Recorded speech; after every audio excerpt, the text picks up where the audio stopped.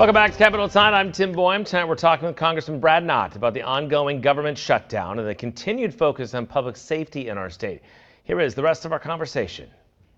I wanted to talk to you a couple minutes about the hearing, the field hearing that took place in Charlotte over crime in Charlotte, and it was broader too, but it was a congressional hearing. You were in that room. I mean, you're a former prosecutor yourself. Sure. What was it like for you to be in that with those parents testifying and all that? Sure. Well, one of the things that I've told people often is that the world that I left, not many people can conceptualize just how difficult, how hardened, and how real serious crime is in this country.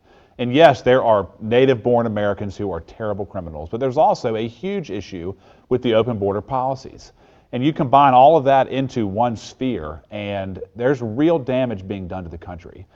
And whether it's soft on crime policies, easy immigration policies, lack of enforcement, we have a real problem here. And what I saw at that hearing was very raw. It was very angering to me, and that each one of the crimes we heard about was preventable. If we have common sense, tough on crime policies, that type of act will become far less likely and less common. And so my hope is that the discussion opened some eyes. It kind of brought an unfortunate reality to the forefront, and we can start to work together to have common sense, tough on crime policies. What is, the debate over statistics, right? The violent crime is down in many cities, including Charlotte.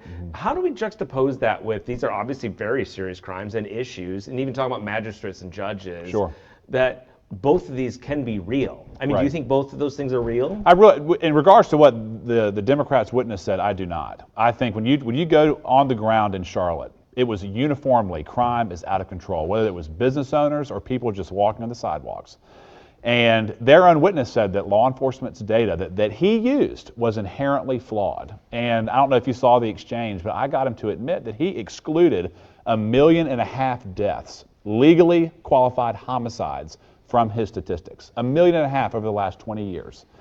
So again, the narrative needs to shift back to how can we enact common sense policy so that someone who has 25 felony convictions is not arrested and then released within 24 hours. When you have misplaced empathy, innocent people suffer. And that's what the whole thrust of that hearing was about, in my opinion. Arena's law that just passed on the state level, the governor signed it. It was largely bipartisan, although concerns over the death penalty provision. Is that a good step forward, do you think? I know that's a state thing, not Congress. It's a state issue, but it's a needed issue. I mean, you look at what happened in Charlotte, whether it was Arena's tragic murder or many others within the Charlotte area. Dangerous people need to be in custody. And whether it's a mental health issue or just a committed criminal issue, they need to be off the street. And that law takes a big step forward in that direction. One last question, the debate over the National Guard, whether it should be in cities. People have been asked about Charlotte. What do you think about that, largely speaking? Does it concern you at all, sort of this militarization of cities that brings with it? Well, most recently, Chicago, Portland, and some of the discussions in California, the National Guard has been sent out for one primary reason, and that's to protect federal property and federal agents, because local law enforcement, at the governor's direction, has been ordered to stand down and not assist. I mean, you look at what the mayor of Chicago did. He ordered local police to basically work against federal law enforcement. Congressman, good to see you. Thanks Great for stopping by. Great to see you. Thanks, Tim.